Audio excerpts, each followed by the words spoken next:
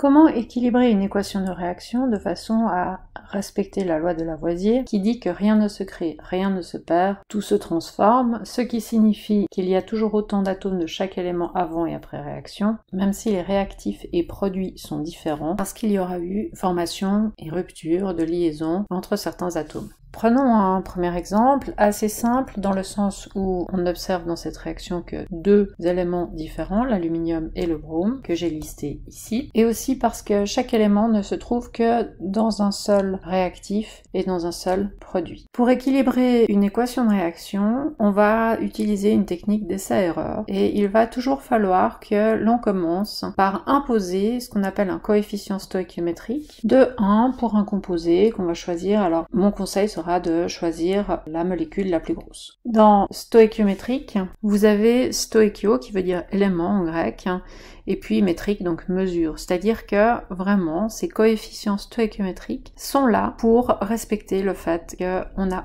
autant d'atomes de chaque élément avant et après réaction. Si je pose le chiffre 1 devant AlBr3, cela signifie que j'ai une fois cette molécule, donc une fois l'aluminium, je vais le noter ici, et une fois 3 bromes.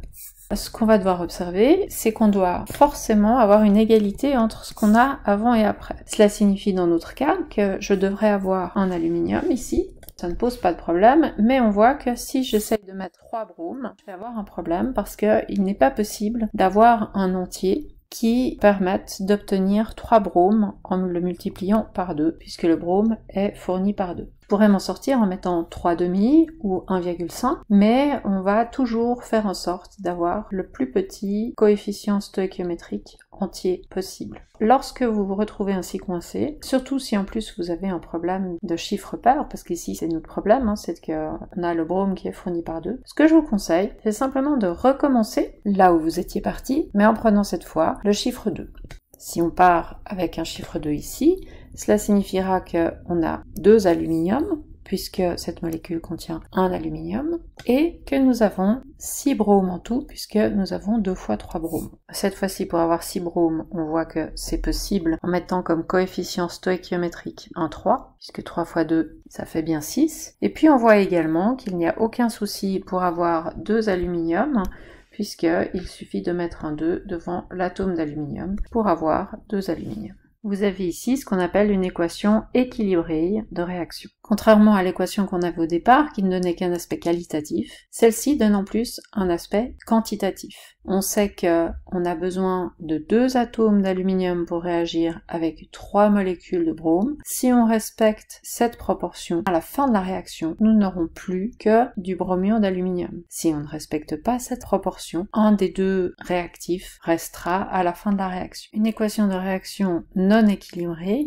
est intéressante dans le sens où elle va donner une information qualitative. Elle va nous faire comprendre que si le métal aluminium rencontre le gaz brome, on pourrait même ici préciser les états physiques, bien si l'aluminium rencontre du brome, il formera du bromure d'aluminium dont la formule est AlBr3. Toutefois, une telle équation est incomplète puisqu'elle ne traite pas de l'aspect quantitatif. Voici un deuxième exemple d'équation de réaction qui n'est pas équilibrée. On avait précisé les états physiques des réactifs et des produits, mais je les ai mis en jaune parce que on va pas réfléchir sur ceux-ci. Ils sont présents, ils nous donnent une information, mais ils ne servent pas pour équilibrer l'équation. Ici, l'élément oxygène se trouve dans les produits, dans 2 molécules différentes, ce qui va introduire une dimension plus complexe puisque lorsqu'on va poser le égal, on aura une égalité qui impliquera ici d'avoir 2 chiffres. Donc ce sera la dernière chose qu'on va traiter. On va résoudre les autres problèmes et ensuite on reviendra à l'oxygène. Prenons la molécule la plus grande, CH4, et commençons par traiter ce qu'elle contient, c'est-à-dire le carbone et l'hydrogène. On pose un coefficient stoichiométrique de 1. Cela va impliquer qu'il y ait un carbone.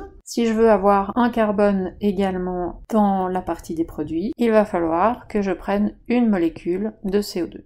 Donc le cas carbone est résolu. Je vais ensuite m'occuper du cas hydrogène. Si je prends une molécule de méthane CH4, j'ai alors une fois 4 hydrogènes, c'est-à-dire 4 hydrogènes. Je dois donc avoir 4 hydrogènes également dans les produits. Il se trouve que ceux-ci sont fournis par 2 et que donc il faut que je prenne 2 fois la molécule pour que 2 fois 2 égale 4. J'ai maintenant dans la partie de droite, pour les oxygènes, toutes les informations qui me manquaient jusqu'ici. Une fois 2 oxygènes, cela fait donc 2, et puis 2 fois 1 oxygène, ça fait 2. 2 plus 2 oxygènes, je dois avoir 4 oxygènes. Dans ma partie réactif, il faudra que je prenne 2 fois la molécule d'oxygène pour que 2 fois 2 égale 4. Et voici donc notre équation de réaction équilibrée, c'est-à-dire qui respecte la loi de conservation de la masse émise par Lavoisier. Un dernier exemple pour la route. Ici, nous voyons que l'oxygène se trouve à nouveau dans toutes les molécules, donc c'est pas le premier élément qu'on va tenter d'équilibrer. La plus grosse molécule, c'est AlOH3, donc on va poser en 1 ici. Donc si je prends 1 AlOH3, en fait, j'ai déjà explicité combien je vais avoir d'aluminium, d'hydrogène et d'oxygène dans cette molécule. C'est-à-dire que